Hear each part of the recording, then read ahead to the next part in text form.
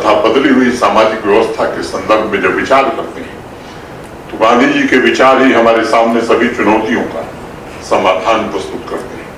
आजादी के पहले का भारत हो या आजादी के बाद का भारत हो, मैं समझता हूं कि बापू के बिना ये भारत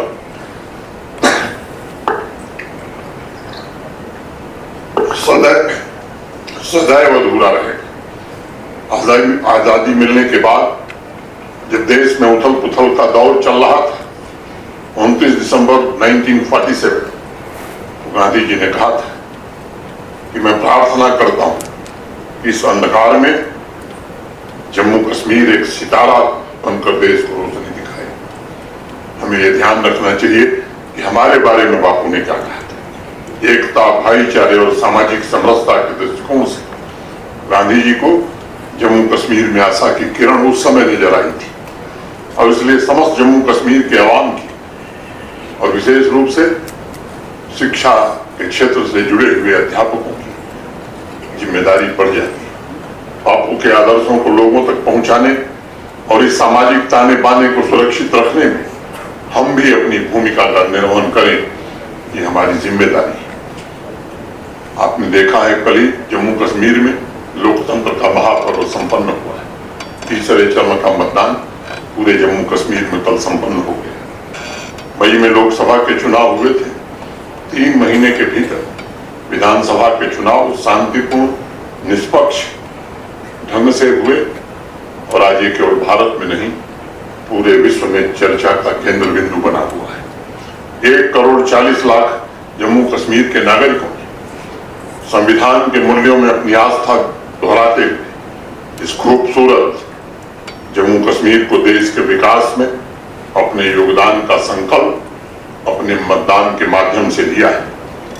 बापू हमेशा जम्मू कश्मीर में अमन और तरक्की देखना चाहते थे।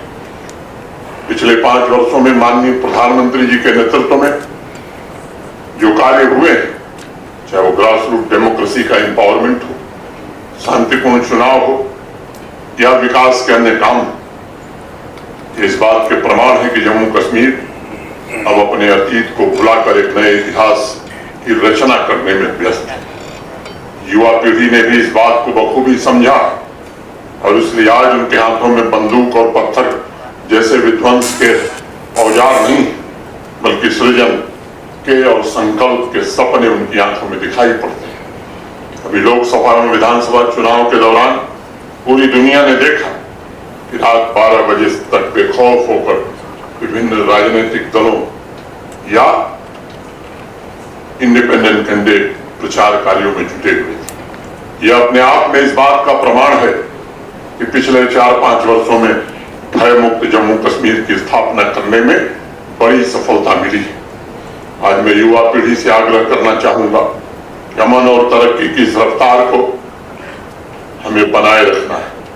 निष्काम सेवा में अपने आप को समर्पित करना है। नई पीढ़ी को ही आज ये समझने की आवश्यकता ज्यादा है कि आपके संकल्प, आपके लक्ष्य को पूरा करने के लिए केवल आवश्यक नहीं है, उसके साधन भी पवित्र होने चाहिए।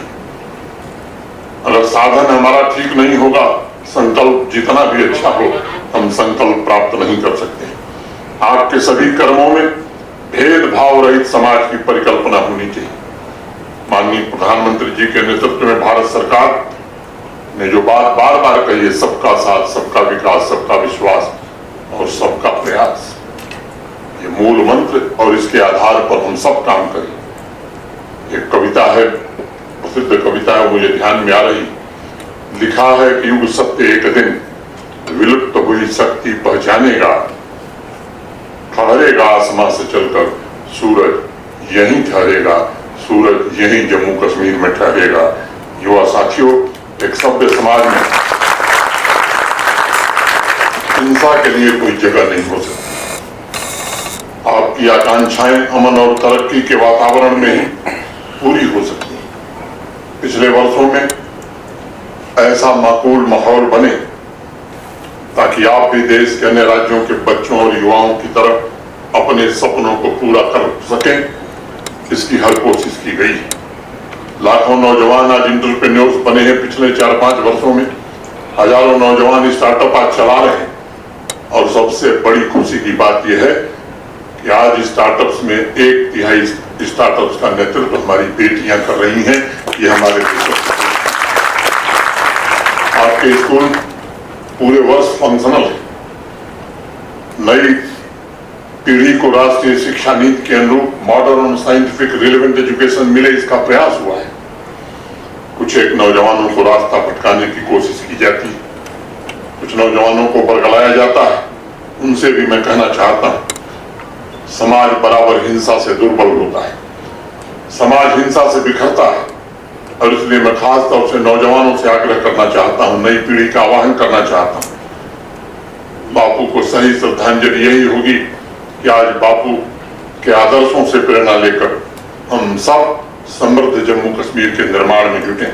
हर एक युवा ऊर्जा सृजन के लिए समर्पित, हर एक युवा समाज की बुराई को समाप्त करने के लिए में अपना योगदान दे। ये आवश्यक है। प्रशासन की तरफ से हर कोशिश होगी कि संसाधन उपलब्ध कराए जाएं ताकि जम्मू कश्मीर का नौजवान, खासतौर से विद्यार्थी, अपने संकल्पों को, अपने सपनों को पूरा कर सके।